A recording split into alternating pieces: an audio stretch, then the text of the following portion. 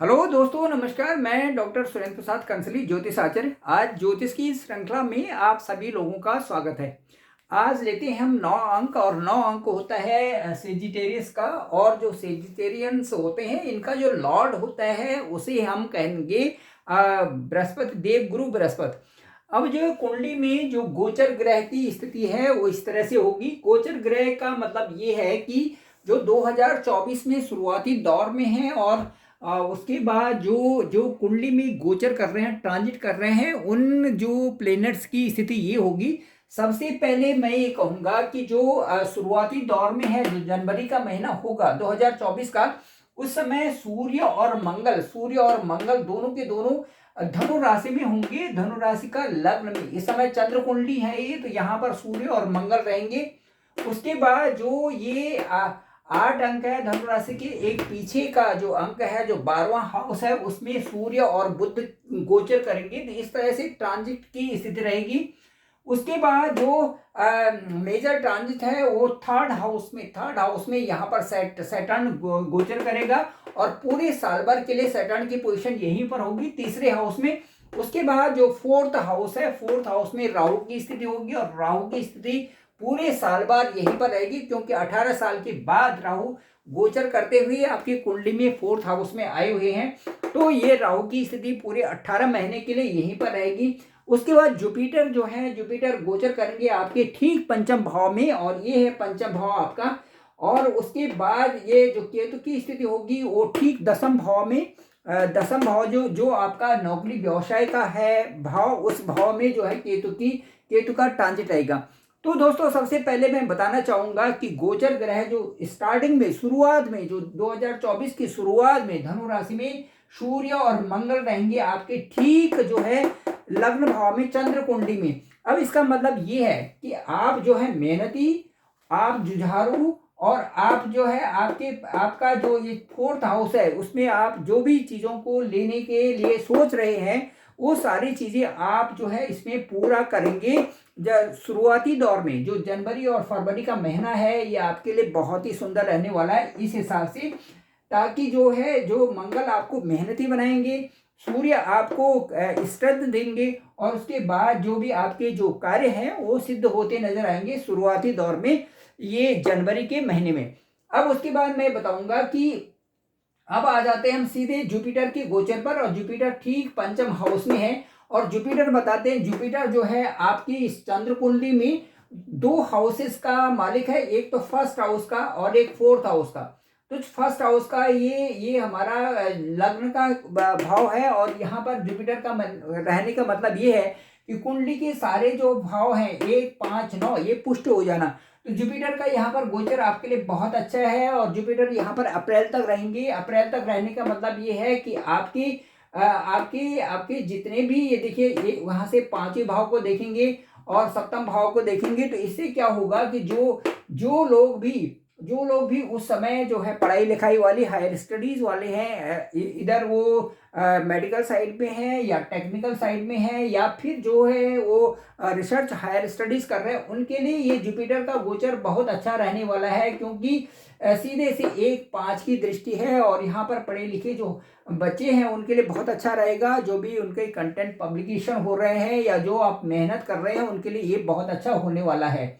तो ये दोस्तों ये था। और दूसरा मैं बताऊंगा कि जो गुरु का गोचर है ये जो है एक राजयोग बना रहा है, क्योंकि गुरु ठीक केंद्र में बैठे हुए हैं, तो राजयोग बनाएगा। लव रिलेशन के लिए बहुत अच्छा है, पढ़ाई अच्छे स्तर की होने वाली है, और इसके साथ साथ संतान की स्थिति बहुत अच्छी रहेगी। संतान की प्लानिंग में जो इंटरेस्टेड हैं उनके लिए ये संतान का भाव भी बहुत अच्छा इसमें बन रहा है। तो इसमें हम ये कह सकते हैं कि धनु राशि में वो सब चीजें होने वाली हैं जिनकी की कामना इस समय ये धनु राशि वाले कर रहे हैं। तो ये 2024 इनके लिए बहुत अच्छा होने वाला है।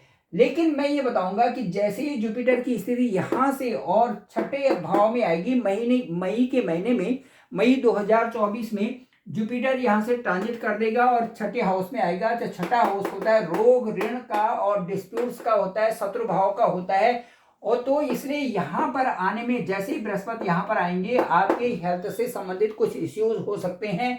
आप किसी से ऋण न लें या किसी इन्वेस्टमेंट ऐसा न करें जो कि कहीं पर फंस जाए। और उसके बाद मई के बाद पूरे साल भर यहीं पर जो बृहस्पति गोचर करेंगे उससे शत्रुता किसी से न बढ़ाएं, और किसी भी जो है ऐसे ऐसे उसमें न फंसे जहां से आपके कोर्ट के इश्यूज बन जाते हैं।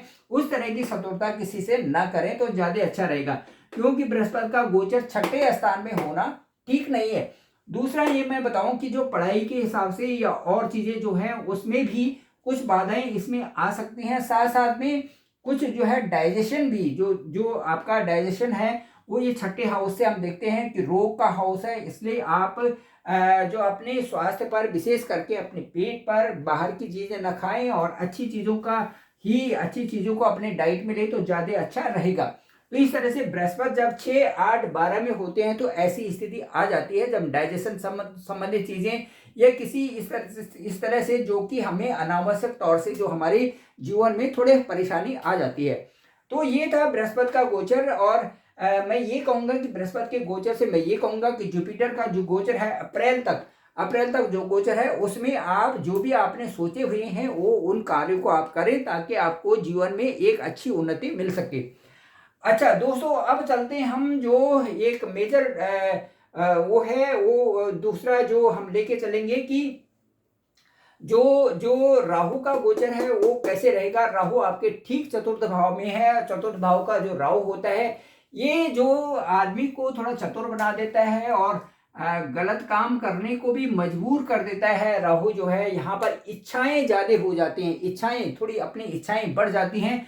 तो इच्छाएं बढ़ने का मतलब ये है कि कुछ ऐसे काम न हो जिनसे कि अशुभता आ जाए आपके जीवन में और आप जो है किसी प्रकार से परेशान न हो। और केतु आपके व्यवसाय के क्षेत्र में रहेगा, नौकरी वाली जगह में रहेगा। तो अप्रैल तक तो आपका सारा सेटलमेंट ठीक है। उसके बाद आप देखें कि जो आप कार्य कर रहे हैं उन भोगों में या उन चीज़ों में न फंसें जो कि आपको गलत उसमें करें और आपको असंतुष्टि लगे लाइफ में। तो जीवन में संतुष्ट रखने के लिए आप दो काम करें, एक तो आप मेहनत करते रहें और दूसरा सकारात्मक रूप से जब मेहनत करेंगे तो आपको सफलता जरूर मिलेगी। इसके बाद आप अपनी किस्मत खुद बना सकते हैं, क्योंकि राहु एक छलिया ग्रह होता है, केतु उसके सामने है। तो इस तरह से एक चिंता मुक्त होने के लिए आपको केतु एक चांस देता है कि आपको यदि करियर में परिवर्तन करना है तो केतु जहां पर रहते हैं ये व्यवसाय की जगह में है, नौकरी की जगह में है, प्रमोशन भी दे सकते हैं। और चेंज किसी प्रकार से व्यवसाय में यदि चेंज है तो वो चेंज भी यहाँ से आएगा। तो इस तरह से मैं ये देखता हूँ कि केतु का आपका मई के बाद या इस पूरे 2024 में एक चेंज भी आ रहा है, चाहे वो आपको एक उन्नति देगा या किसी तरह से भी आपके जो स्थान है जहां पर है वहां पर चेंज होने की स्थिति भी आपकी बनी हुई है। अब चलिए, अब चलते हैं हम कि आपका जो आपका मैं ये बताता हूं कि अब आपका चलते हैं शनि की तरफ। और शनि आपका तीसरे भाव में है। 3, 6, 11 में शनि की स्थिति बड़ी मजबूत होती है। जब कुंडली का तीसरा, छठा और 11वां हाउस है और इसमें जब राहु बैठते हैं या शनि बैठते हैं तो ये हाउस बड़ा परिपक्व हो जाता है और अच्छा हो जाता है।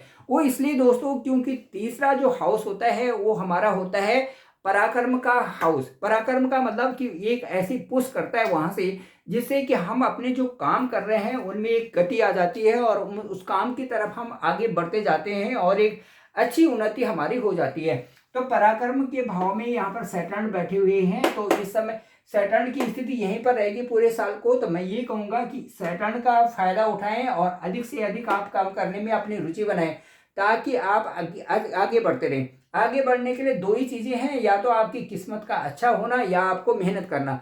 तो शनि हमेशा यही कहते हैं कि आप मेहनत करिए और मेहनत से ही आगे बढ़िए। तो शनि का आपका गोचर जो 2024 में बहुत अच्छा है और इससे आप बहुत आगे बढ़ सकते हैं। चलिए, अब हम ये कहते हैं कि शनि की जो दृष्टियां होंगी, जहां पर शनि होता है वो स्थान तो परिपक्व हो जाता है, लेकिन जो शनि की दृष्टि होती है उनसे थोड़ा सावधान रहना जरूरी होता है। तो शनि की जो दृष्टियां, हालांकि जुपिटर से उन स्थानों में एक बैलेंस बने रहेगा, फिर भी जो सैटर्न की स्थिति है छठे भाव पे है और उसके बाद 10वें भाव पे रहेंगी। तो इस तरह से ये स्थितियां, ये जो जो सैटर्न की दृष्टि होंगी, उनसे आपको वो अच्छा करने के लिए केवल यही है कि सैटर्न का दो ही चीज़ें हैं कि स्पिरिचुअलिटी को मेंटेन करना और साथ साथ में मेहनत करना। तो ये दोनों चीज़ें यदि बैलेंस करके आप चल रहे हैं तो आपको कहीं भी परेशानी नहीं होगी और बहुत आगे आप जा सकते हैं। तो ये था आपका जो है सैटर्न का। और सैटर्न जो है, मैं इस समय कहूँगा कि आपके तीसरे भाव में है। ये आपको बहुत अच्छी एक वर्क प्रोफाइल बना के देंगे, चेंज का योग भी है और बहुत अच्छा जो है आप आगे बढ़ सकते हैं। तो इस तरह से जुलाई में सैटर्न बकरी होंगे। तो जुलाई में जब बकरी होंगे तो ये जो है दूसरे भाव का भी रिजल्ट देंगे। तो इस तरह से इसमें जो दूसरे भाव का भी रिजल्ट देंगे, तो इस समय आपकी जो स्थिति है, इसमें ऑनलाइन जो कम्युनिकेशन है वो आपका बहुत अच्छा बढ़ जाएगा उसके बाद, क्योंकि जो तीसरे स्थान दूसरा स्थान है वो हमारे वाणी का होता है, कम्युनिकेशन का होता है। आईटी फील्ड में, आईटी सर्विसेज में और जो है टेक्नोलॉजी की फील्ड में आप आगे बढ़ेंगे, पराक्रम आपका बढ़ाएंगे और खुद आपको महसूस होगा कि इस समय जो है आपकी 7.5 भी खत्म हो चुकी है। तो 7.5 का खत्म होने का मतलब है कि आप एक नई दिशा में आगे चल रहे हैं, क्योंकि इस समय धनु राशि की भी 7.5 नहीं है। तो दोस्तों ये था। और मैं ये कहूँगा कि ग्रहों की जो स्थिति है और उनका जो ट्रांजिट है, उनसे उनका जो हम पे क्या प्रभाव पड़ रहा है, इसकी स्थिति इस स्थिति अच्छी तरह से समझ में आती है। जबकि जब ये देखते हैं हम कि भाई शनि का अभी जो पीछे आपकी 7.5 चल रही थी उसमें कैसा था, और 7.5 के बाद जाने से उसमें चेंजेस आए होंगे और वो अब आपके लिए बहुत अच्छा है। तो मिला जुला प्रभाव है, बहुत अच्छा प्रभाव आपके पे रहने वाला है 2024 में। तो थैंक यू दोस्तों, थैंक यू वेरी मच। और डिस्क्रिप्शन में मेरा नंबर है 9868280191। आप मुझे जरूर कॉल करें, अपनी जो ओरिजिनल जो आपकी हॉरोस्कोप है वो मुझे भेजें और मैं जरूर आपका कॉल पिक करूंगा और आपको बताऊंगा कि आपके जीवन में क्या क्या चेंजेस आने वाले हैं और आपका भविष्य किस तरह से किस मोड़ पे आगे बढ़ने वाला है। Thank you very much.